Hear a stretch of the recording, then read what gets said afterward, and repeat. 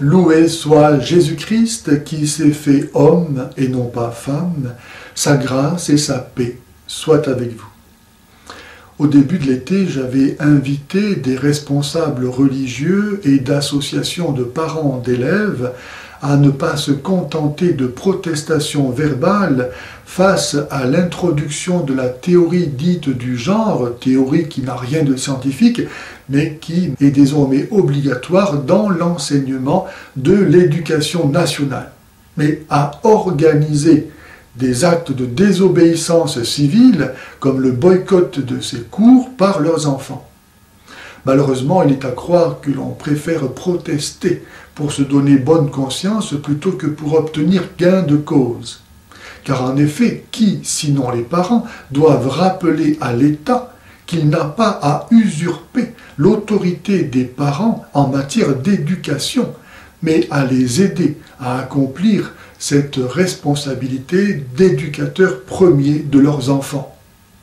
On est loin de la conscience de leur responsabilité et de la détermination de ces parents qui, en Allemagne, ont été condamnés à 1 mois de prison ferme pour refus de voir leurs enfants apprendre cette hérésie anthropologique, ou de ce pasteur iranien condamné à mort suite à son refus de voir son enfant être islamisé par l'enseignement officiel.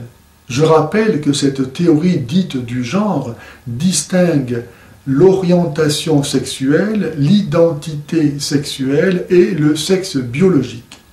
Le sexe biologique donné par la nature, l'identité sexuelle serait donnée par la société, tandis que l'orientation sexuelle serait donnée par la liberté individuelle qui devrait choisir son genre, hétéro, homo, bi ou transsexuel.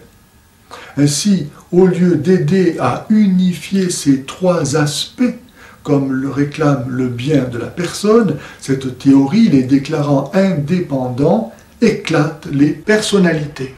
Je me demande bien, d'ailleurs, pourquoi ceux qui dénoncent l'hétérosexualité obligatoire ne dénoncent pas aussi, par exemple, la respiration ou le sommeil ou la race obligatoire.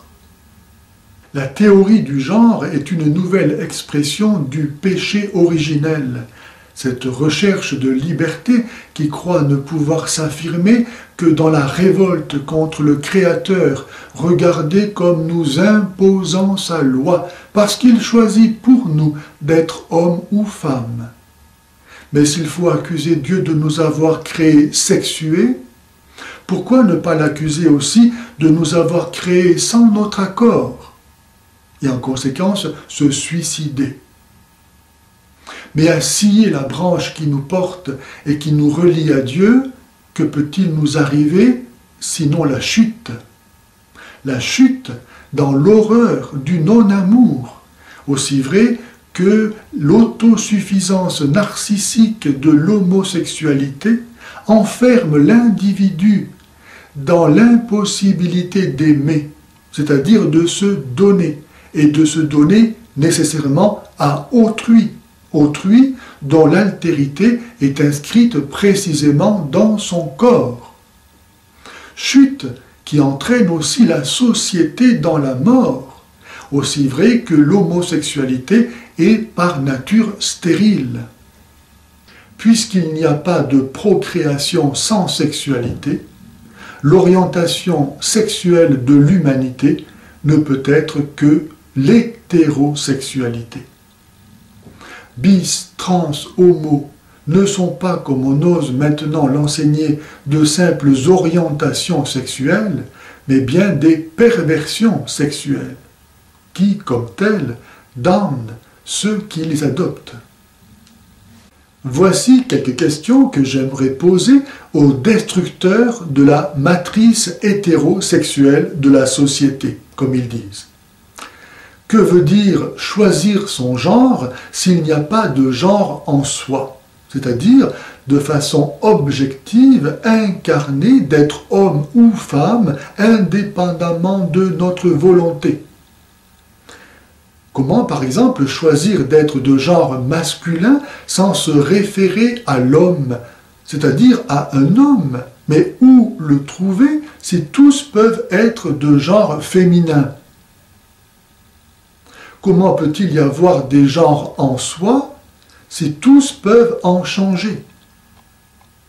Si la différence sexuelle n'a pas d'importance, pourquoi ne pas être sexuellement indéterminé, comme les limaces, baveuses et gluantes? Pourquoi les êtres humains ne sont-ils pas hermaphrodites comme les limaces, baveuses et gluantes? Quel est le sens de la différence sexuelle? Pourquoi devoir choisir son genre si même la science nous montre que dès la conception, nous sommes sexués, dès la première cellule? Autrement dit, que notre sexualité et notre être sont ensemble un même don. Or, par définition, un cadeau, cela ne se choisit pas. Bienheureux donc ceux qui savent s'accepter et tout recevoir comme un cadeau de Dieu.